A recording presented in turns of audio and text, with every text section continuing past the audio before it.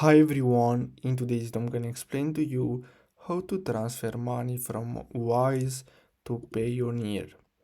So as you can see, Wise doesn't currently offer transfers directly to Payoneer accounts.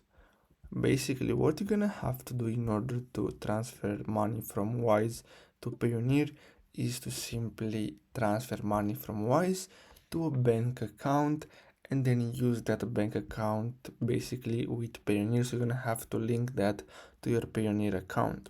Now I'm gonna explain to you how you can transfer money from Wise to your bank account. So simply click on send, and then here you're gonna have to choose the amount of money and the currency of your bank account and click on continue. Then simply click on enter bank details and select myself.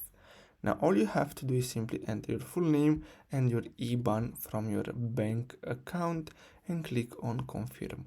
Now after you complete the transaction and send money to your bank account, simply go to Payoneer and link that bank account to your Payoneer account, and that's it.